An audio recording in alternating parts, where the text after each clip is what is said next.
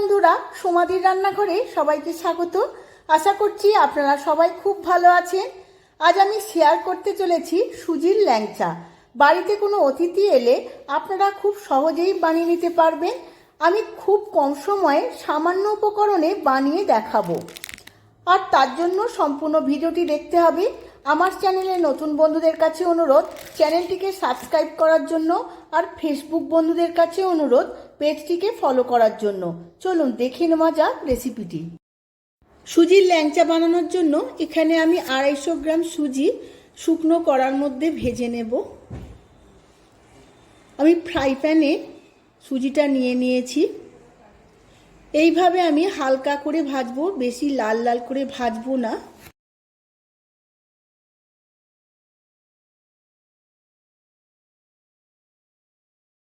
সুজিটা আমার হালকা করে ভাজা হয়ে গেছে। এখন রুম টেম্পারেচারের আমি 250 থেকে 300 গ্রাম লিকুইড দুধ নিয়ে নিয়েছি। এই সুজির মধ্যে ঢেলে দেব।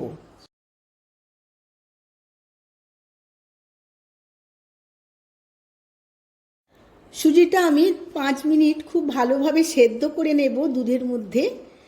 আমি লো ফ্লেম করে রেখেছি। সুজির মধ্যে দুধটা অনেকটাই শুকিয়ে এসেছে। এবার এর মধ্যে দিয়ে দেব বড় চামচের 1 চামচ ঘি। ঘিটা দিয়ে আমি সমস্ত সুজির মধ্যে খুব ভালোভাবে মিশিয়ে নেব।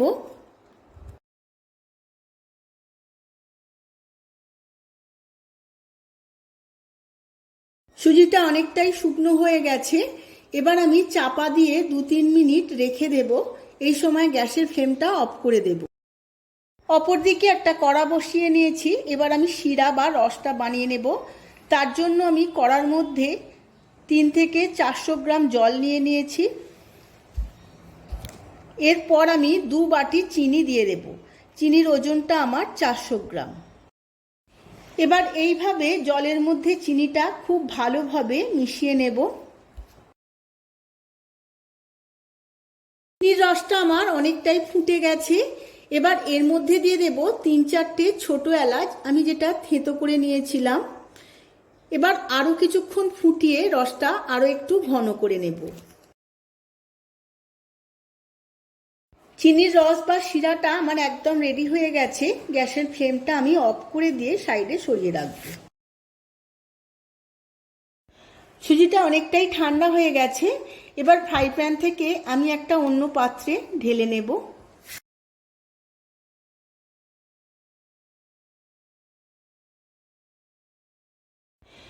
এবার রান্না করা সুজির মধ্যে দিয়ে দেব 2 চামচ ময়দা, আর 2টো বড় এলাচ আমি ঠুকে নিয়েছিলাম, হালকা থেঁতো করে নিয়েছিলাম। সেই বড় এলাচের গুঁড়োটা দিয়ে দেব।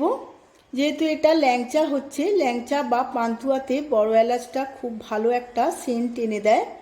আর দেব 2 চামচ গুঁড়ো দুধ। আর সবার শেষে দেব ছোট চামচের 1/2 চামচ বেকিং পাউডার।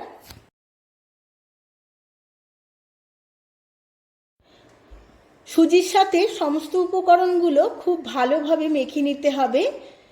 ভালোভাবে মেখে নিয়ে একটা নরম ডো বানিয়ে নিতে হবে।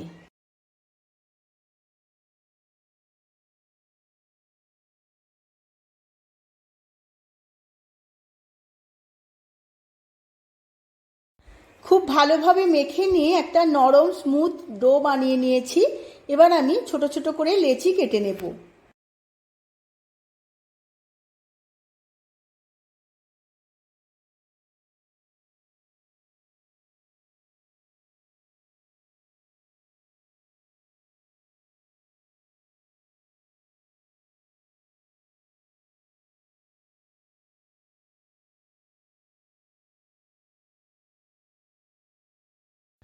সমস্ত ডোটা থেকে আমি 21টা লেচি কেটে নিয়েছি। এবার একটা করে লেচি নিয়ে ল্যাংচার আকারে গড়ে নেব। খুব সুন্দরভাবে গড়তে হবে, ফাটা বা গর্ত না থাকে। এইভাবে আমি সমস্ত ভাজার জন্য ল্যাংচাগুলো রেডি করে নেব।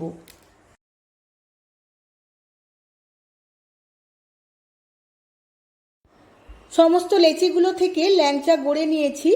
এই ল্যাংচাগুলো একদম ভাজার জন্য রেডি হয়ে গেছে। এবার ভেজে নেব। ল্যাংচাগুলো ভাজার জন্য আমি কড়া বসিয়ে নিয়েছি। এর মধ্যে আমি তেল আর ঘি হাফ হাফ করে দিয়েছি। ল্যাংচা বা পান্তুয়া ঘিয়ের মধ্যে ভাজলে খুব সুন্দর টেস্ট আসে, তাই আমি হাফ ঘি হাফ তেল দিয়েছি। তেল আর ঘিয়ের মিশ্রণটা খুব ভালো করে গরম হয়ে গেছে। এবার আমি একটা করে ল্যাংচা এই ঘিয়ের মধ্যে আস্তে আস্তে দিয়ে দেব। আমি একটা চ্যাটানো কড়া নিয়েছি। এই চ্যাটানো কড়ার মধ্যে ভাজলে ল্যাংচাগুলো ভাঙার কোনো সম্ভাবনা থাকবে না, কিন্তু গভীর কড়ার মধ্যে ভাজলে ল্যাংচাগুলো ভেঙে যেতে পারে। ল্যাংচাগুলোর এক পিঠটা একটু হালকা ব্রাউন হয়েছে। এবার আমি সমস্ত ল্যাংচাগুলো খুব সাবধানে উল্টে নেব। এইভাবে উল্টে পাল্টে গোল্ডেন ব্রাউন করে আমি সমস্ত ল্যাংচাগুলো ভেজে নেব।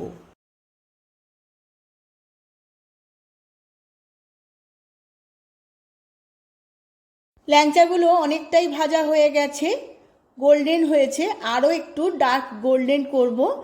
এই সময় গ্যাসের ফ্লেমটা হাই টু মিডিয়াম থাকবে।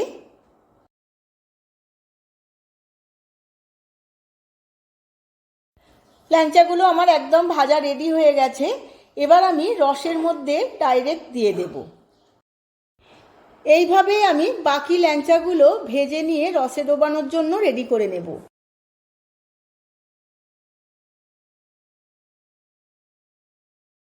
আমার বাকি ল্যাংচাগুলো ভেজে রেডি হয়ে গেছে রসে ডোবানোর জন্য। আমি রসে দিয়ে দিয়েছি সমস্ত ল্যাংচাগুলোই। দেখুন বন্ধুরা, রসে ডোবানোর পর আরও বেশি ডার্ক হচ্ছে। এবার এইভাবে আমি 5 মিনিট ভালোভাবে ফুটিয়ে নেব। দেখুন বন্ধুরা, রসে ফোটানোর পর কত সুন্দর ফুলে উঠেছে। এবার আমি গ্যাসের ফ্লেমটা অফ করে দেব। এইভাবে আমি আধ ঘন্টা রেস্টে রেখে দেব, তারপর সার্ভ করে নেব। আমি সার্ভ করে নিয়েছি সুজির ল্যাংচা। খুব সুন্দর দেখতে লাগছে, খেতে তো খুব ভালো হয়। আপনারাও বাড়িতে অতিথি এলে বা যে কোনো সময় খুব সহজেই আমার মতো করে বানিয়ে ফেলুন আর সবাইকে তাক লাগিয়ে দিন। ভিডিওটা যদি ভালো লেগে থাকে ভিডিওটিতে প্রচুর লাইক শেয়ার কমেন্ট করবেন।